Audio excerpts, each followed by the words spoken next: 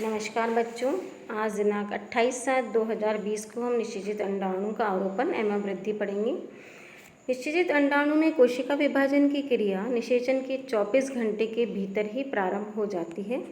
कोशिका विभाजन की क्रिया के द्वारा जाइगोट में वृद्धि होती है, क्योंकि विभाजन के द्वारा एक कोशिका से 2, 2 से 4, 4 से 8 और 8 से 16, 16 से 32 और 32 से 64 तथा इसी क्रम में निरंतर कोशिका विभाजन होता रहता है तथा शिशु शरीर का निर्माण करता रहता है। इसी कारण कोशिकाओं की संख्या में निरंतर वृद्धि होती रहती है।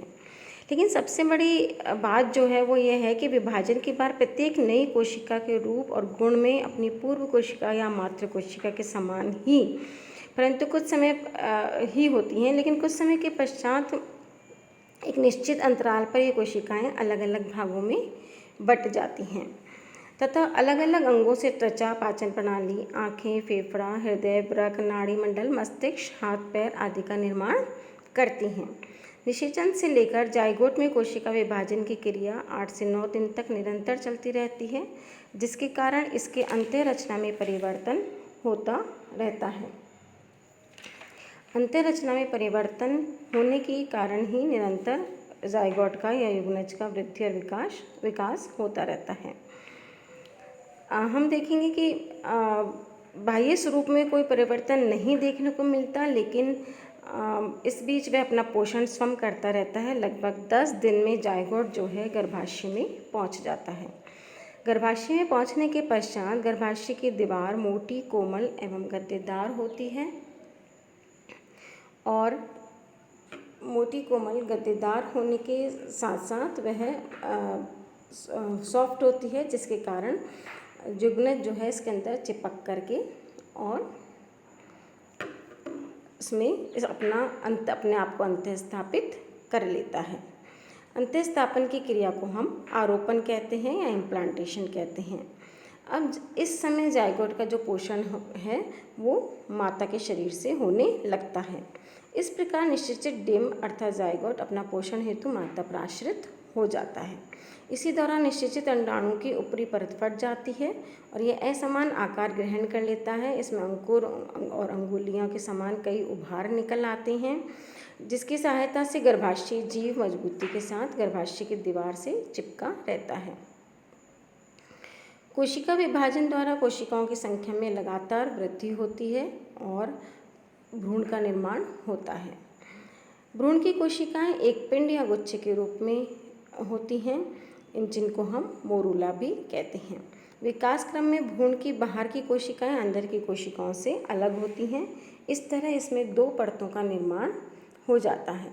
बाहरी परत की कोरियन कहते हैं और भीतरी परत को हम एमनियन। बाहरी परत को कोरियन और भीतरी परत को एमनियन कहते हैं। तीसरे सप्ताह तक कोरियन में उंगलियों जैसे अनेक उभार निकल करके आ जाते हैं और इन उभारों में से कुछ उभार रक्त वाहिनियों का निर्माण करते हैं तथा कुछ से नाभिशिरा एवं नाभि धमनी का निर्माण होता है। एक नाभिशिरा तथा 2 नाभि धमनी मिलकर के नाभिरज्जु का निर्माण करते हैं।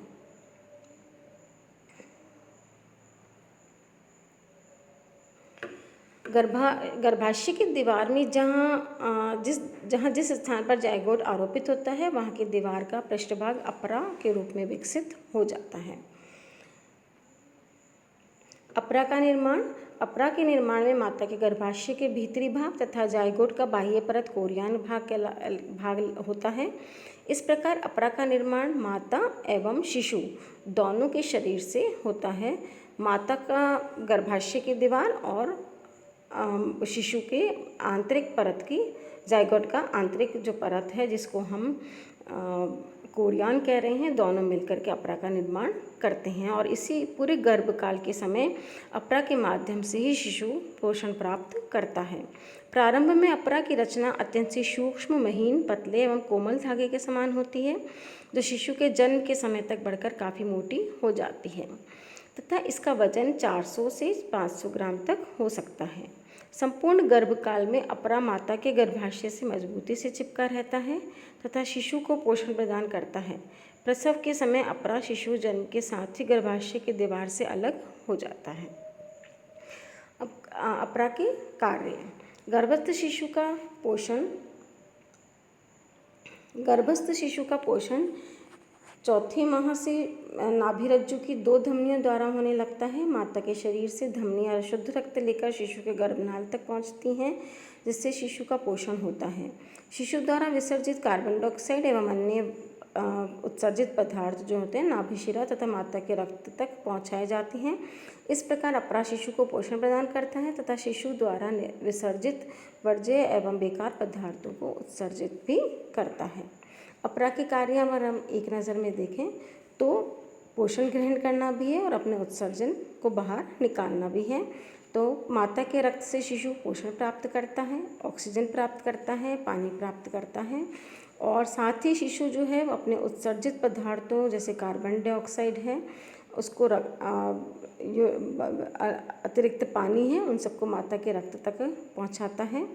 साथ ही अपरा का यह भी बहुत आवश्यक काम है कि जो सूक्ष्म जीव हैं जो शिशु के स्वास्थ्य के लिए हानिकारक हैं उनको गर्भ तक पहुंचने से रोकता है और भ्रूण को संरक्षण प्रदान करता है।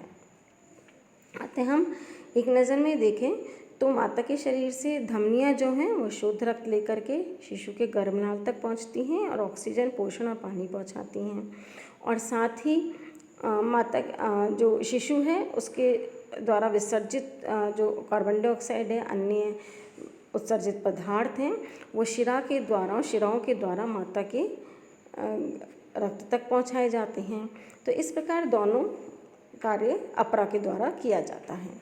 उसके बाद भ्रूण के आंतरिक परत से आंतरिक परत जो होती है वह गर्भोदक थैली का भी निर्माण करती है और इस गर्भोदक थैली के अंदर एक एमनियोटिक फ्लूइड या जैसे हम एक तरल पदार्थ या पीले रंग का पदार्थ भरा हुआ होता है जिसको कि उल्बकोश तरल पदार्थ कहा जाता है।